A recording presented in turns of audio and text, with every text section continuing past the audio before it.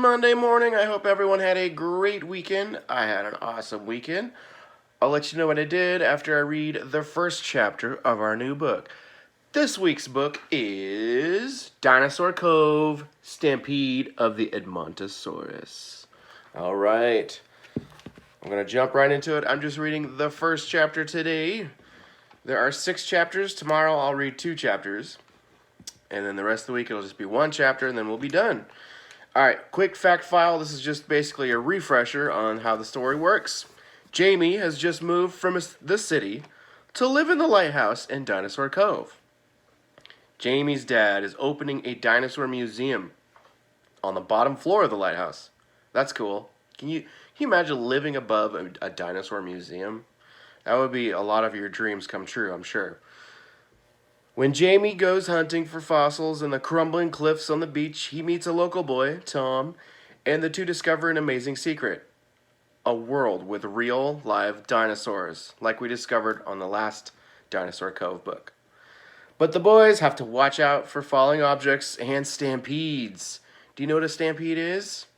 Stampede is like a big herd of animals running really fast and they could trample you, so you gotta watch out. Alright. That's our fact about Jamie. Ooh. So you know about Tom. You know about the Dinosaurus. There's their pictures. But let's read about the Edmontosaurus. Here's a quick picture of it. It's got its mouth full. Chew with your mouth closed, buddy. Full name, Edmontosaurus. Age, 65 to 80 million years old. Length, 10 jatams. Remember, 1 jatam is the size of Jamie or Tom, 4 feet tall and 60 pounds. Weight, 130 jatams. So 130 Jamies is how much that thing weighs. Wow. Top speed, about 28 miles per hour on 4 legs. Likes the forest, where it can hide from predators and snack. 2. Dislikes being alone. Oh. It prefers to hang out with its herd. Alright. Cool. There's another map. It's the same map I've shown you before. I'll show it to you real quick. You can pause it if you want to look and read.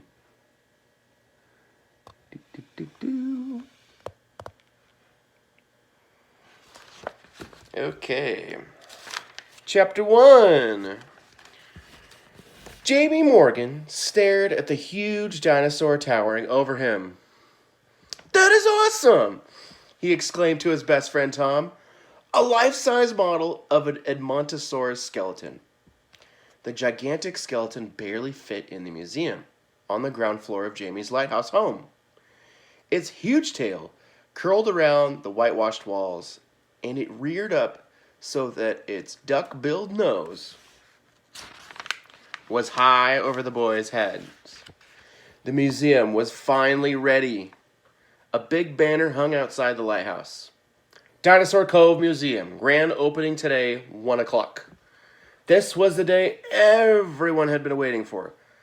Flash, flash, flash. Jamie and Tom blinked in surprise. The photographer from the county paper was aiming her camera at the Edmontosaurus. They jumped aside. Here's a cool picture.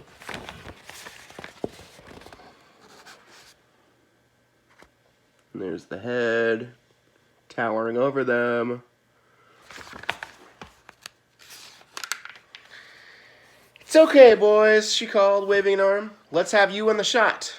It'll show readers just how big this beast really was." She took picture after picture, then grabbed Jamie's dad and made him pose by the landscape model of the Cretaceous period. Tom rubbed his eyes. "I'm seeing stars after all that." "Imagine how many photos she'd take if she saw a real, live Edmontosaurus," said Jamie. "We've never seen a real one close up," said Tom. "Maybe we will one day," Jamie whispered. Jamie and Tom shared an amazing secret. They had discovered Dino World, a land of living dinosaurs, and they visited it whenever they could. So if you remember from the last book, they ran into a Dinosaurus and a T-Rex. I wonder why we haven't already seen one, said Tom. This will tell us where to look, declared Jamie. He turned on his fossil finder and typed in Edmontosaurus. Herbivore, he read from the screen. Ate leaves and branches, slow moving, walked on its back legs. Just like our model. But where did it live? Asked Tom. It says here it kept to the trees to hide from predators. That was its only defense. That explains why we've never seen one, said Tom. If they were always hiding. That should be our next dinosaur mission. Hunt the Eddie. Jamie put the fossil finder away in his backpack. He had a gleam in his eye. Maybe I could ask if we could have a break. Here's a picture of their fossil finder.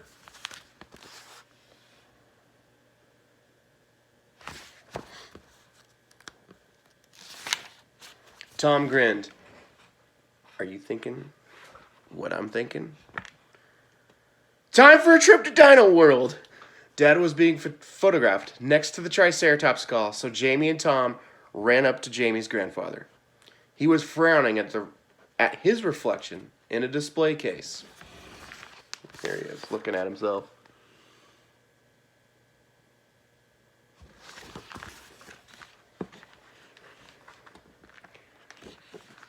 Look at me, he said, before Jamie had a chance to speak. Why can't I wear my old sweater and pants like I do every other day of the year? I feel silly, all dressed up like this. But you look so good in that suit, Grandpa, said Jamie. No one will look at the exhibits. They'll all be admiring you. Jamie's grandfather laughed as he straightened his tie. They'll just think I'm another fossil. Now, what are you two scamps after? Out with it. It's nothing really, said Jamie casually. It's just that, well, the museum's ready now, so we were wondering if we could go outside for a while. Jamie's grandfather looked at the Ankylosaurus-shaped clock on the wall, showing 9:15. Don't see why not, he said, as long as you're back at 1 sharp for the ceremony. Clean and tidy. Here's that cool clock he was talking about. And that's called I don't have it memorized, Ankylosaurus. Ankylosaurus. Hopefully I'm saying that right. Thanks, Grandpa. Jamie swung his backpack onto his back and hurried out of the lighthouse. Tom right behind him.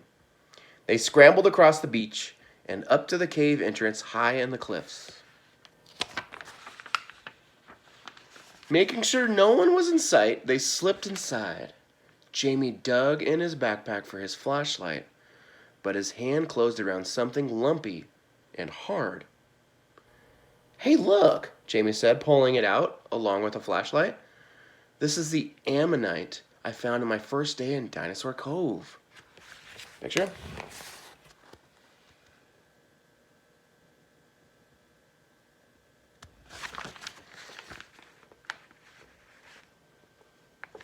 The first day we discovered Dino World, Tom remembered. Jamie tossed the fossil in his backpack and shone the flashlight on the 5 fossilized footprints in the stone floor. Every time he saw them, he felt the same rush of excitement. Let's get back there, he said. The boys trod in each of the dinosaur prints. Excuse me. So they're stepping in the dinosaur prints. 1, 2, 3, 4, 5. The dark cave disappeared and they stepped into the scorching heat and dazzling light of Dino World. It's great to be back, exclaimed Tom, looking at the huge trees and dense jungle undergrowth around them. Instead of the usual hum of insects and distant calls of dinosaurs, there was an eerie silence. Listen, Jamie said. Tom listened hard. I can't hear a thing. Exactly, said Jamie. Something's not right.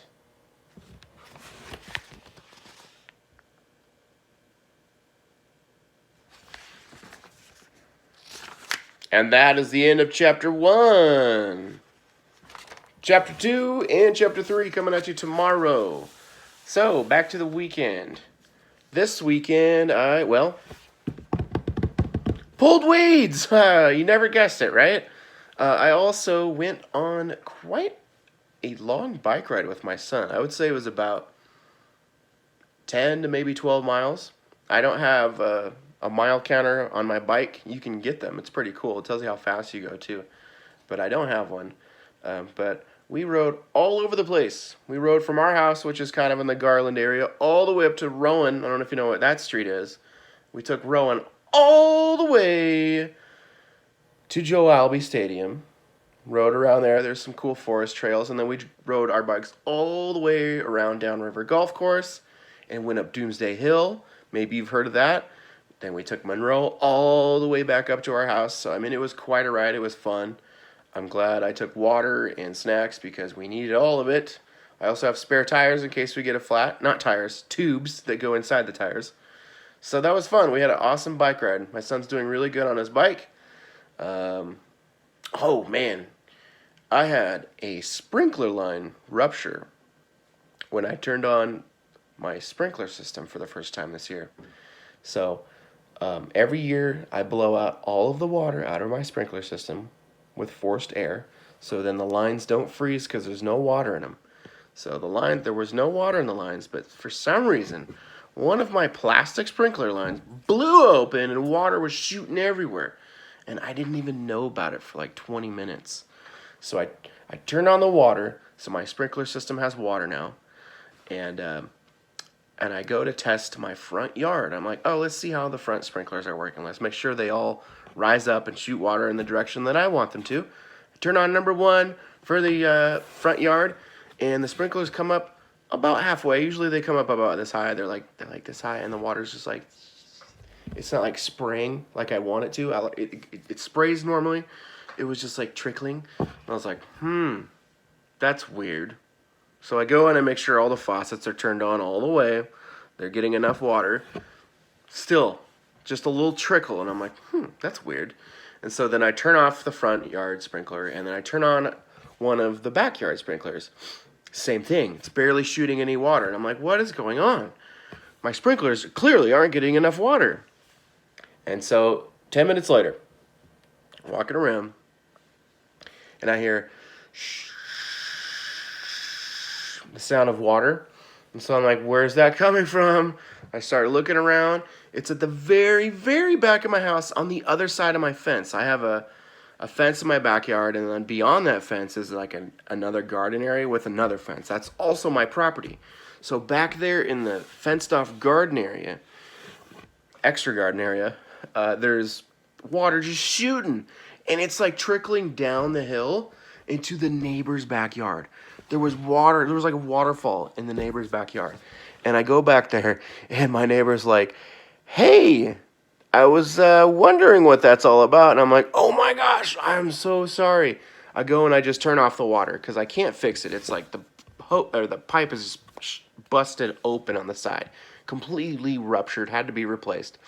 And the neighbor was like, yeah, there's just water trickling down. It washed out some of the dirt between my rock wall. And I was like, oh, I'm so sorry. Can I help you? They're like, oh, don't worry about it. It's not a big deal. We just did that. It won't take much. So I was like, okay, well, let me know if you need any help. I go, and then I cut out the pipe, and I replace it. And I learned how to splice PVC pipe together to make a new pipe that's not leaking, basically fix the repair. So that was fun. A little nerve-wracking, but I turned it on yesterday, and it's all good. I checked this morning, still all good. It didn't blow in the middle of the night, so my repair job was good. So yeah, I fixed my sprinkler system, and I'm really glad I have nice neighbors that weren't like, what is all this water? You better come over here and fix this kind of a thing. They were just like, oh, don't worry about it. I was just making sure everything's okay. You got water coming down. So that was my highlight of the weekend. We watched the new Sonic movie. It's one of those movies that's supposed to be in theaters right now, but right now you can purchase them. It's like an early pass is what it's called, or early access is what they're calling these movies that are normally in theaters. Some of them you can buy, some of them you just have to rent.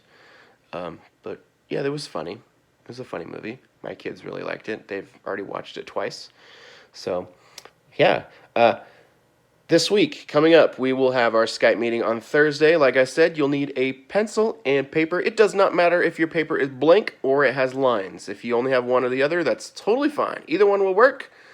Yeah, I will send your parents information on our Zoom, and I'll also be sending some other emails this week. Tell them to be on the watch out for those. If you have any questions, let me know. I will be checking my email several times a day, thinking about you guys.